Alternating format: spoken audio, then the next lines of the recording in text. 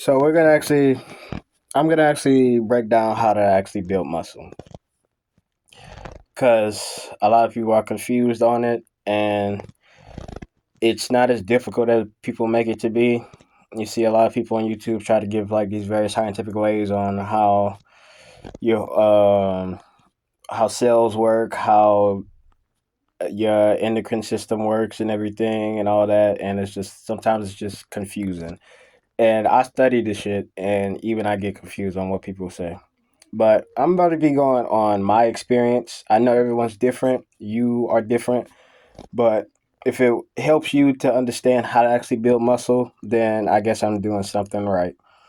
Because it's just too much misinformation out there. And a lot of people don't know how to use their bodies. And one big method to this is how to use your body. I'm going to be explaining this, just like I said, in my experience. And for you to actually understand that if you want to build muscle correctly, you actually have to know how to use your body correctly, how to actually contract muscles and do everything correctly in the right way. Not everything's going to be great, but if you can make some progress and keep going and not plateau, then by all means, that's great to hear. So, I have a specific amount of things that I'm going to be talking about and touching up here and how they're going to help you. And the first one is different movements. So, if you want to actually know how to build muscle and do it right, you have to try different movements, regardless of whether you like it or not. You can't be biased on the fact of saying, like, oh, full range works, partial reps work, and this works, only this works. And, like, no, it's not going to work because eventually you're going to plateau, and it's the truth. And when people plateau, you're going to have a mind of actually hopping on something and doing the utmost shit, and it's not gonna work out for you for the long run. Probably problems or whatever you want to say. But with the different movements, the first one I'm going to talk about is isometrics. Isometrics, a lot of people don't like them. I don't know why, but they're a big thing. You have to realize that if you want to use your body correctly, you have to stay in a specific type of state of mind and body that allows you to know how to use the muscles correctly. And isometrics does that. You have to think about it. The longer you hold a position for, and the longer that position is held, the more muscle fibers you have to contract in order to induce not just muscle growth, but a better mind body connection. And isometrics does that. Try doing a wall sit for like a minute or two, like you would in PE class in high school or something. This shit hurts. But after a while, you realize that you're starting to utilize more muscle fibers and starting to have a better mind body connection due to holding that position. And isometrics suck. They do at times. But that's one of the key ways to start. If I did personal training, I would start my clients on isometrics first so they can actually get a feel of how to use their body correctly and so they can contract muscle regardless. And then at that point, it just becomes muscle memory in order to contract. And I'm not going to go too deep on every single thing in a scientific way. It's just my thoughts. And the second one is partial reps. Partial reps are really good. I know some people like to do partial reps at the end of sets and everything, and that's cool. That's no problem at all. I'm not saying that's a problem. But the thing about partial reps too is you have to think about it like this. When you're doing partial reps, you're constantly contracting that muscle, regardless. It's like a small range of motion within the isometric.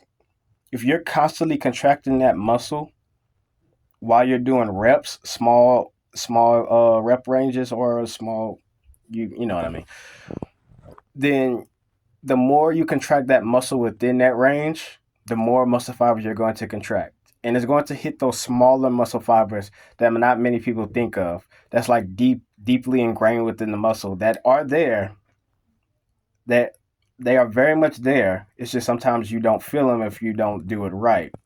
And this is how it helps. And over that prolonged period, you start to build a better mind body connection and start to make more muscle fibers contract within that movement. Like when I do them, any type of movement, whether it be full range or partials or whatever, I always stay contracted regardless because I don't give my body time to relax within the movement.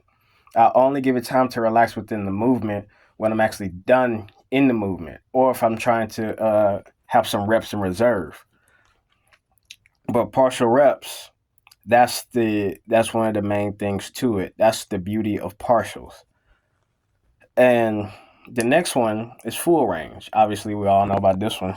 And like I just now said, when I do a full range, I don't relax. One key thing to different movements, if you want to have a better mind body connection in order to build better muscle, is that sometimes you don't want to relax within the movement.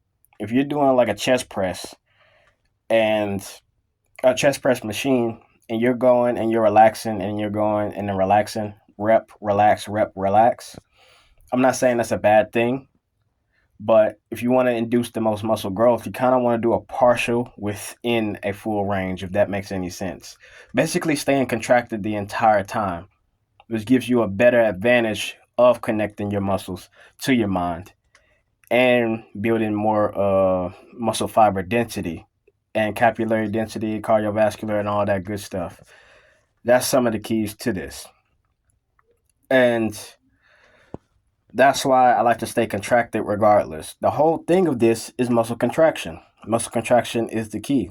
So if you want to build more muscle, stay contracted. Relax when you need to, but hold that contraction if you need to as well. And that's what I got for those three different movements. The next one is momentum. And momentum is a big one that people really don't think about a lot. I heard some people talk about it, but it's not as big. Momentum is a gift in order to have some momentum, throw extra weight. And what I mean by that is I like to use momentum at the end of my set, because that way I could pump out more reps and do the utmost in whatever I need to. But one thing that people get wrong with momentum is, if say you're on a chest fly, you want to throw that weight just with that initial start. You want a small initial momentum rep, and that way you keep going. But the thing about that is, it's not bad, but it kind of takes away from the fact that you want to contract every single muscle fiber within your chest if you're doing a chest fly. And one thing I learned is I have to take momentum out entirely. Take momentum out entirely, whether it be smaller weight or heavier weight, especially on heavier weight, because it's going to suck and it's going to hurt when you contract the muscle without momentum at times too. But the more you do that, the less you do momentum within a movement, the more muscle fibers you can contract. Say like a squat as well. When you dive bomb into a squat, yes, you're getting a lot of power, but you're not getting as much muscle contraction. You're not controlling the movement as well. Some people do it good. We're talking about Olympic weightlifters and powerlifters and stuff like that to the high caliber. But if you're just dive bombing and you want to build bigger legs, then that's not going to work. You want a certain control within the movement. You want to contract the muscle as much as you can within the movement, just like Tom Platz would say. Like, look at Olympic weightlifters. They dive bomb and they come back up. That's because their sport requires them to use an abundance of power in order to push. It's not more so the muscle contraction, but we're talking about building muscle here. So think about taking momentum out when you do any type of workout. I'm not saying it's bad, but I usually save it at the end of a workout. And that's what connects my mind and body better. That's what helps me contract my muscles better, with whether what the pain level is or not. It's just something to think about. And that brings me to the next thing, your pain tolerance, the pain threshold. And a lot of times pain tolerance is associated with your genetics. And it's true, people don't like to hear about genetics, but it's the truth. Some people have genetics to where they can push through pain and allow themselves to keep going and pump out rep after rep after rep. But it's not only limited to people with good genetics. Pain is, and your pain tolerance will dictate how much you can go the distance. Just like when you see, take like a movie like Rocky 4 or whatever.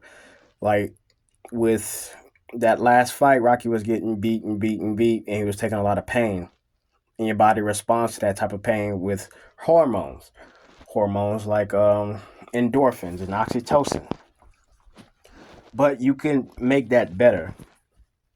As long as you can push through pain just a little bit by each workout, then you can build your pain tolerance that allows you to go further and to take more beatings.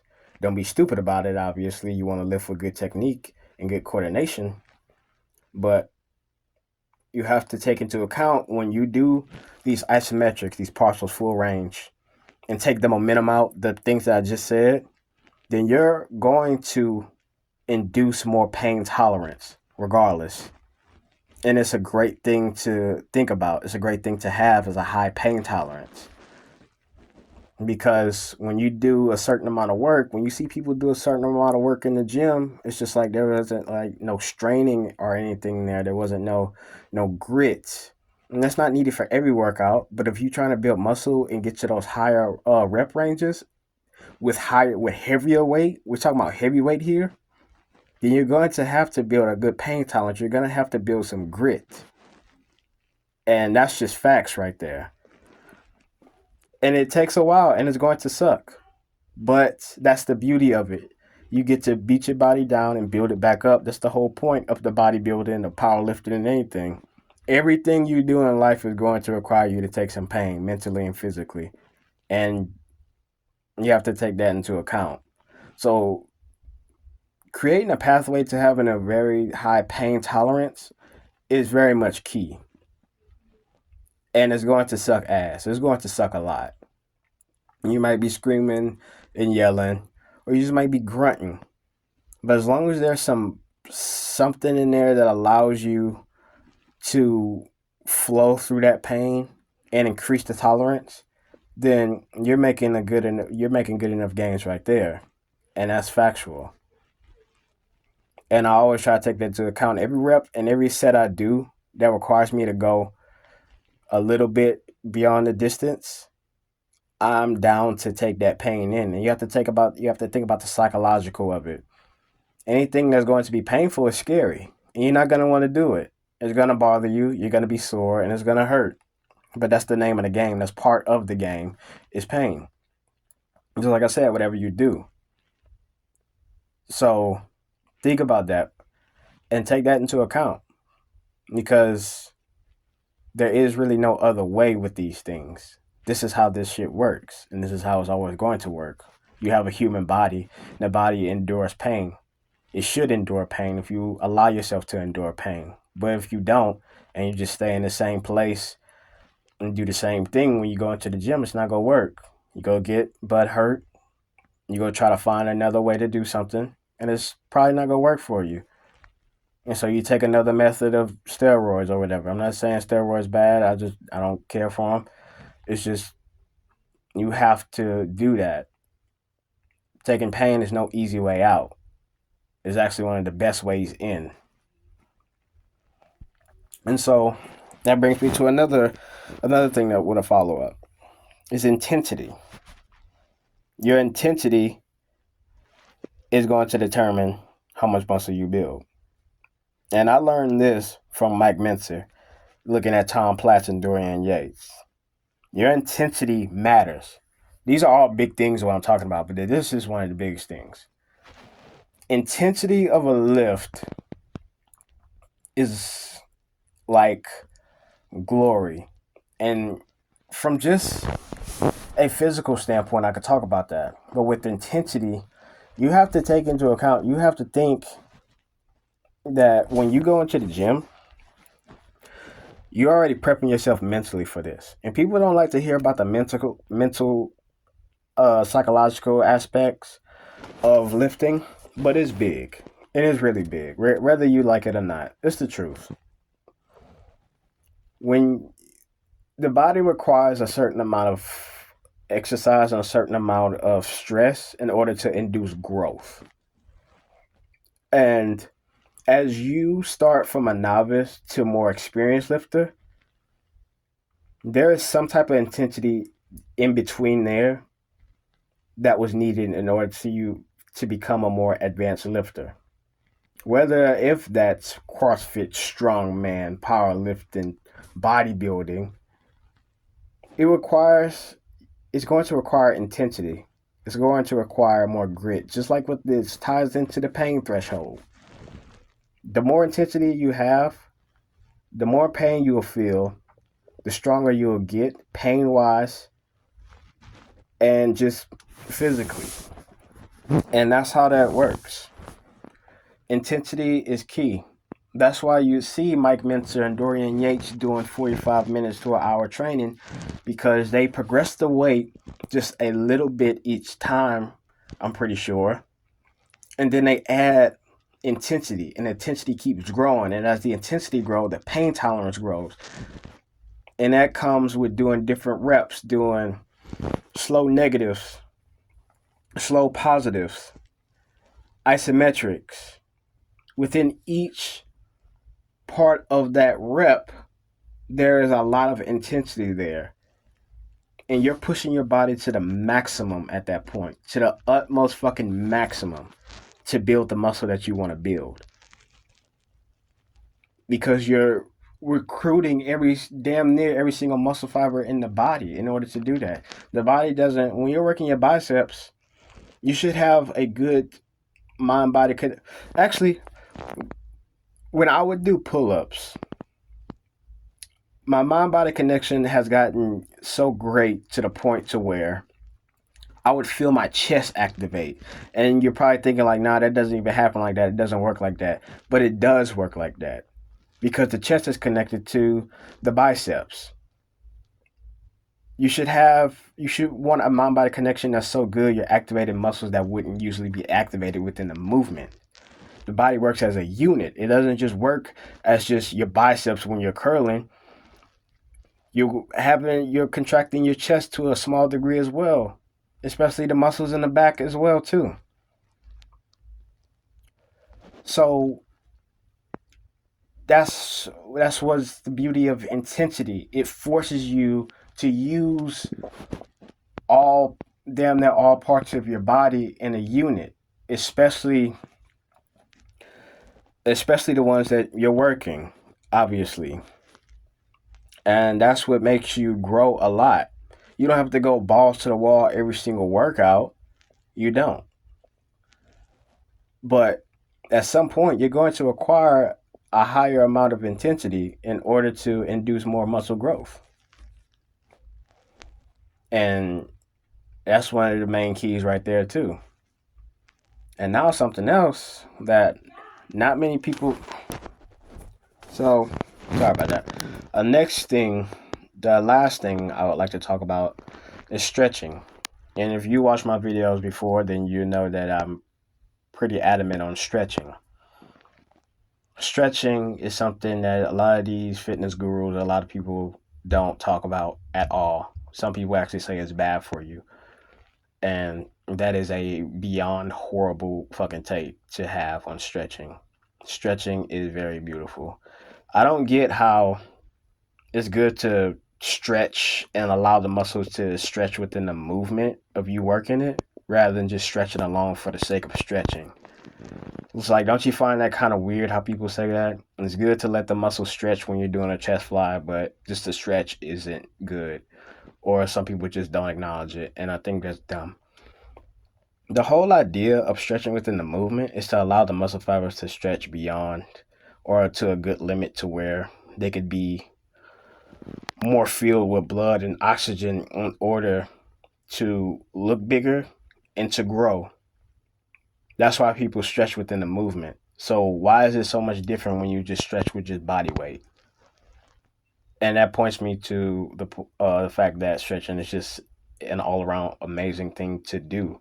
Not only is stretching just good for you in general, stretching allows you to be more defined within your muscles. It's like when you don't stretch and you all clumped up and everything, and your muscles and your fascia not really like fluid, then you're not gonna look as good. You might look more compact. Your obliques might not look as good. That's because your muscles aren't expanded in a way to where it allows your muscles to. Your body isn't expanded in a way to where it allows your muscles to breathe correctly. When you have elongated muscle fibers, that allows you to look better. It allows you to have better psychological benefits. It's like it reduces stress. It brings in more oxygen and helps your cardiovascular system a lot. When you're stretched and you're not like all tight before a workout, you're literally able to pump out more reps. You're literally able to pump out more reps because your body could take in more oxygen. The muscles need oxygen, and that's real shit. The muscles need oxygen. They need blood flow. And when you're not having that, you might not be able to do a workout as good. You might not be able to come into a workout feeling as good because your brain isn't getting enough blood flow and enough oxygen. So you might not be feeling it. And the thing that kind of pushes you forward is the thought of that, the thought of having a workout, the dopamine. It makes you excited. But the thing that makes you more excited, that allows you to be more excited, if you're stretched, if you have fluidity within your body, within your fascia, you could put out more. I've had times where I do 15 pull-ups and I'm tired after that. And you're probably thinking like a lot of 15 is a lot, but yeah, it kind of is. But that's because I wasn't stretched and I was tired. But when I stretch, I could pump out a good 30 in a row with good form and good technique. Not like just a CrossFit one where I'm just like a kip up or whatever the fuck you call it. It's like when you treat your body well and let it heal, then it will do amazing things for you. Your hormones will flow better. When you have better hormonal flow due to stretched muscles, then you're more psyched. You will get more. I've had times where I don't even need pre-workout. I don't even remember the last time I needed pre-workout because when I stretch my muscles, the endorphins, serotonin, the dopamine, oxytocin, all those hormones that are needed before a workout and just everyday life in general, those hype me up so much because those are way more powerful than pre-workout. I don't care what nobody says. It's true. And obviously because of my love to do it. And it just makes you overall better. You get to think better. You get to do a lot of things better. You're more flexible. And that's another thing too. People talk about mobility over flexibility. I hear people talk about mobility more than flexibility. Yes, mobility is great. They're both great. But mobility, you have to get this down. Mobility is for the joints. When you have mobility, we're talking about more fluid moving joints. That's what mobility is. To have good ankle mobility, shoulder mobility. But people don't talk about flexibility, the muscle. You want your muscles to be flexible, adjacent to the mobility. And you have a unit of a body. And that's just incredible to have. It's like when you see gymnasts, like elite gymnasts, sometimes not even elite, just basic gymnasts. They have a lot of flexibility and a lot of mobility because they practice that. Why do you think they have big biceps? Not just because they do what they do, just because they're on the rings. It's because they are mobile and flexible. And so their muscles could heal better. When you have better mobility and flexibility, just more flexibility at times too, it's like your body could heal faster. It's like you don't have to be on copious amounts of gear to heal faster if you're a natural or whatever. You just have to take care of yourself in the right way. And yes, like I said, this is all movement based. This isn't for recovery. I'm not talking about nutrition. I'm talking about straight movement. Stretching is a gift that isn't used, and it's neglected. It's like why, like when you see people on YouTube like Larry Wheels and Strongman and everything, it's like everybody talks about nutrition, sleep, certain recovery work. Yes, that's all at the top of the list of needed to recover. But one thing people don't talk about is flexibility and stretching. That's a big thing. It's like if you could make your body as flexible as you could be strong, then that is amazing. You'll be stronger. You'll be faster. You'll be more versatile within lifts. I've had moments to where I should have been hurting lifts because I was doing the wrong thing. But thank God I was flexible and I was mobile, which allowed me to not get hurt as much. I don't really get hurt a lot because I keep my body in shape like that. It's like, yes, there's certain things you can do. You can do acupuncture as well. You could do deep tissue massages and get that and everything. And that adds on to the flexibility and mobility aspects. And that allows you to become a better athlete, a better bodybuilder, and to build muscle better. It's like all these things are key. And yes, all some of these things you hear people talk about. A lot of things you hear people talk about. But I just didn't want to use it in a more scientific way. I kind of just want to break it down in a way that people will understand, because sometimes I watch these videos of what's his name? Andrew Huberman, Mike Israetel, and stuff, and it's just like they're just breaking it down to a scientific level and using like big words that people really don't understand. It's just you'll get confused and they don't know what to do. It's like this is more than just science based. It's like yes, science is the half of it. It's almost all of it, but you have to think in terms of just your mental state as well. The psychology of it. You have to prep your mind just as much as you want to prep your body, and vice versa. It's like they're two different entities that unite as one. And if you neglect one or the other, then you might get hurt. You might do a lot of things wrong. You're going to do a lot of things wrong. It's all right. Not everything's going to be perfect. It's like it's rinse and repeat, trial and error. That's the biggest name in the game.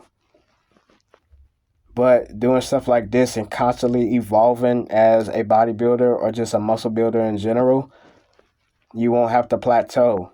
I don't think I've ever had a plateau in my life because I've always taken advice from other people and watched videos and switched up whenever I just wanted to switch up.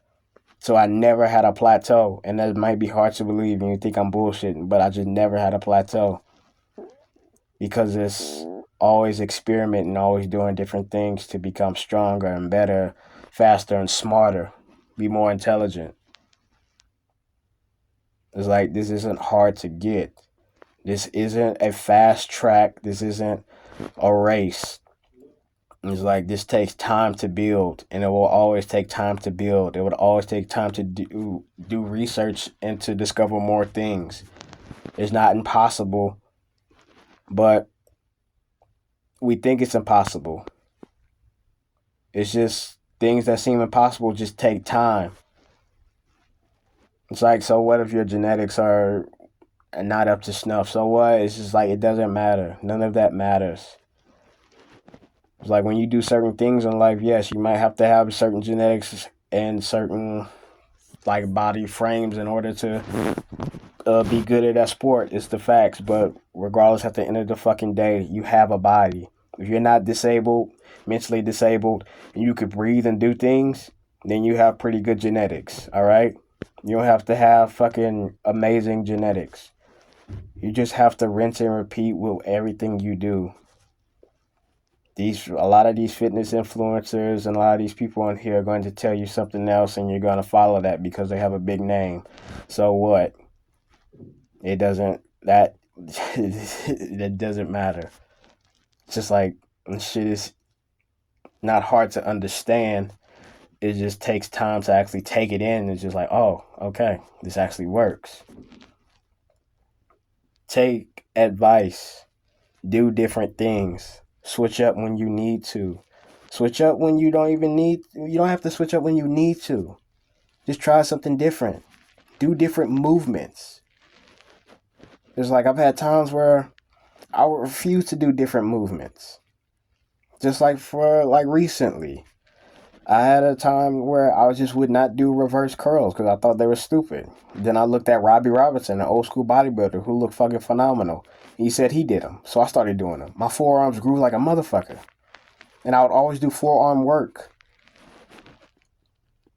But sometimes it's just certain movements will induce a different type of stimuli that you're already getting from another type of movement. It just does it in a kind of a different way, and it works a different type of muscle.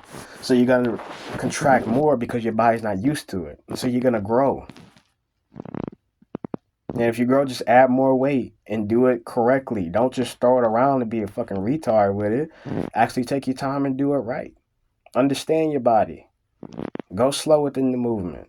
The weight is going to come through time. You're going to produce better gains and get stronger. Do reps. Do a lot of reps. That's one thing too. You want to do a lot of reps. I still do calisthenics to this day, and I can lift a shit ton of weight. But those calisthenics keep me on par. They keep my muscles fluid because I understand my body. And I try to understand my body more. This isn't impossible. Do low reps, do high reps, do high weight, low weight, mix it up.